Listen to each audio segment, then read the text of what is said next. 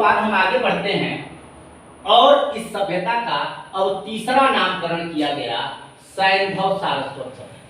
सैंधव सिंधु और उसकी सहायक नदी घाटियों में इस सभ्यता के प्रमाण मिले, इस सभ्यता के पूरा स्थल मिले, इसलिए सिंधु घाटी की सभ्यता के नाम पर सैंधव। और अब यह देखा जाने लगा, देखा गया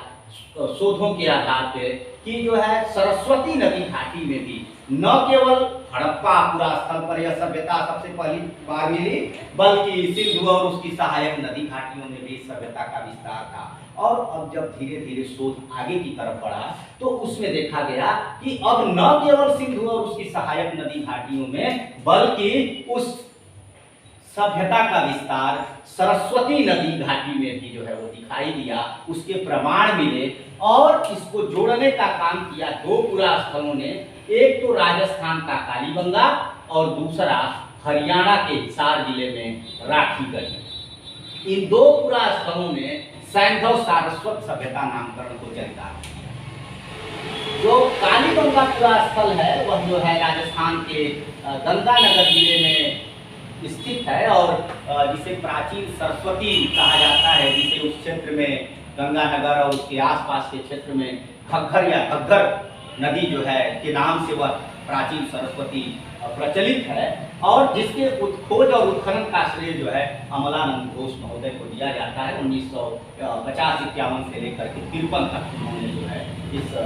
राजस्थान के कालीबंगा की खोज की, जो कि प्राचीन सरस्वती या घग्गर के किनारे की यह साइट। और इसके अतिरिक्त हरियाणा का जो राखीगढ़ी पूरा स्थल है अभी यह काफी चर्चा में है, उसकी विस्तृत चर्चा हम नीचे करेंगे। लेकिन इस राखीगढ़ी जो हरियाणा के हिसार जिले में है, 1997 से लेकर के 99 तक अमरेंद्र नाथ महोदय ने, जो भारत के पुरातत्वविदों में अपना एक प्रमुख स्थान रखते हैं, और यह राखीगढ़ी पूरा स्थल भी वह जो है हरियाणा के हिसार में घग्गर या उसी प्राचीन सरस्वती के तट पर बसा हुआ हड़प्पा सभ्यता का या कहें कि सैंधव सारस्वत सभ्यता का एक महत्वपूर्ण पूरा स्थल। तो इसका तीसरा नामकरण हुआ इस सभ्यता का कि यह सभ्यता न केवल सिंधु और उसकी सहायक नदी घाटियों में फैली हुई है, बल्कि इसका विस्तार तो ऋग्वेद में वर्णित जो सरस्वती नदी है, जिसे किन्हीं किन्हीं क्षेत्रों में घग्गर या आखरा भी कहा जाता है, उस घग्गर आखरा रिवर के भी किनारे इस सभ्यता के अवशेष मिल रहे हैं, इस सभ्यता के साक्ष्य मिल रहे हैं। इसलिए इस सभ्यता का नामकरण, तीसरा नामकरण हुआ सैंधव सारस्वत। अब आज के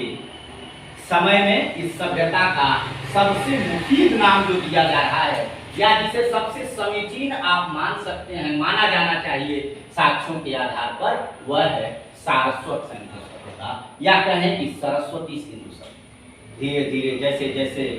इस सभ्यता में शोध कर रहे हैं पुरातत्वविद, साहित्यकार, भाषाविद, वैसे वैसे अब यह बात उभर कर सामने आने लगी है कि इस सभ्यता को, ठीक है कि पहली बार यह हड़प्पा, पाकिस्तान के हड़प्पा में सबसे पहले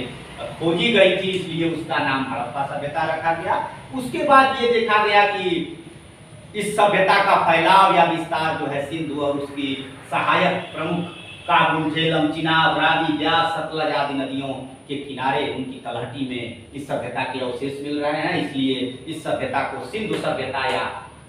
सैंधव घाटी की सभ्यता जो है कहा गया।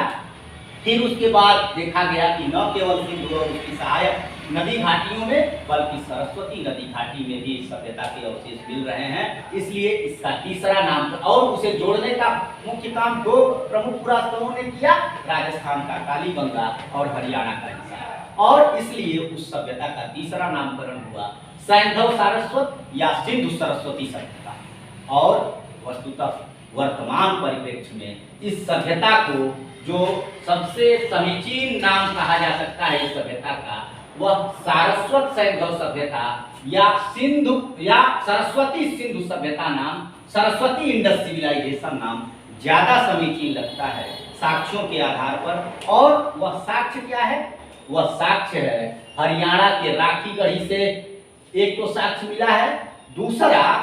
स्वयं जो ऋग्वेद में का जो छठा मंडल है जिसे सबसे ऋग्वेद का सबसे प्राचीनतम मंडल होने का गौरव प्राप्त है भाषाविदों के अनुसार, साहित्यकारों के अनुसार, जिसमें अम्बि तमे, नदी तमे, देवी तमे, सरस्वती का उल्लेख। तो एक तो छठ ऋग्वेद के छठे मंडल में सरस्वती का उल्लेख मिलता है। दूसरा, अगर उत्तर वैदिक साहित्यिक साक्ष्यों की बात करें तो उनमें तांड्य ब्राह्मण, जैमिनी ब्राह्मण और महाभारत, इन 3 साक्ष्यों में भी सरस्वती नदी का उल्लेख आया है। दूसरा कि आधुनिक अफगानिस्तान में जो एक हेलमंद नदी बहती है, उस हेलमंद से भी विद्वानों ने खरस्वती या सरस्वती का समीकरण बिठाने की कोशिश की है। तीसरी बात कि 19वीं शताब्दी ईस्वी के या 19वीं सदी के शोध में जो घग्घर हाकरा है, उसे ही प्राचीन सरस्वती का चैनल या कहें कि वो प्राचीन सरस्वती को ही घग्घर हाकरा के रूप में विद्वानों ने, पुरातत्वविदों ने, इसके अतिरिक्त जो सैटेलाइट या प्रक्षेपकीय माध्यम से जो शोध किए गए हैं, उसके माध्यम से यह माना जाने लगा है कि सरस्वती नदी का अस्तित्व था, जिसे किन्हीं किन्हीं क्षेत्रों में घग्घर और हाकरा नाम से जाना जाता था। और लगभग आज से 4000 वर्ष पूर्व वह सरस्वती सूख गई, पाठ इसने बदल दिया, और सरस्वती के सूखने के बाद ही जो सरस्वती नदी की घाटी में जिस सभ्यता और संस्कृति का विकास लोगों ने किया था, वह धीरे धीरे अब सिंधु और उसकी सहायक नदी घाटियों की तरफ उनका माइग्रेशन हुआ। और ये देखा गया इस नवीन शोध में कि जो जिसे हम हड़प्पा सभ्यता या सिंधु घाटी की सभ्यता कहते हैं और जिसका तीसरा नाम सैंधव सारस्वत किया गया, उसमें यह देखा गया है, अंततः अभी तक जो शोध हुए हैं उसमें यह है कि इस सभ्यता के लोग न केवल सरस्वती नदी घाटी में सबसे पहले बसे थे, न केवल राखी गढ़ी से इस हड़प्पा सभ्यता या सारस्वत सैंधव सभ्यता का सबसे प्राचीनतम प्रमाण आ चुका है, बल्कि अधिकाधिक पुरा स्थल भी सरस्वती नदी और उसकी सहायक नदी घाटियों में खोजे जा चुके हैं। और अब यह बात प्रमाणित हो गई है कि इस सरस्वती सैंधव सभ्यता को ही या सारस्वत सैंधव सभ्यता ही इस सभ्यता का नाम सर्वाधिक समीचीन है। या तो इस सभ्यता का नाम हड़प्पा सभ्यता रखा जाना चाहिए, या सारस्वत सैंधव सभ्यता या सरस्वती इंडस सिविलाइजेशन नाम दिया जाना चाहिए। अब समय के अनुसार या नवीन शोधों के आधार पर सिंधु घाटी या सैंधव सभ्यता या सैंधव सारस्वत सभ्यता नाम समीचीन नहीं जान पड़ता। वह जो है समय के अनुसार अब ये दोनों नाम पुराने पड़ गए हैं। या तो इस सभ्यता को पहले प्राप्त पुरास्थल के आधार पर हड़प्पा सभ्यता नाम दिया जाना चाहिए, या अधुनातन शोधों के आधार पर इस सभ्यता को सरस्वती सिंधु या सारस्वत सैंधव सभ्यता नाम दिया जाए।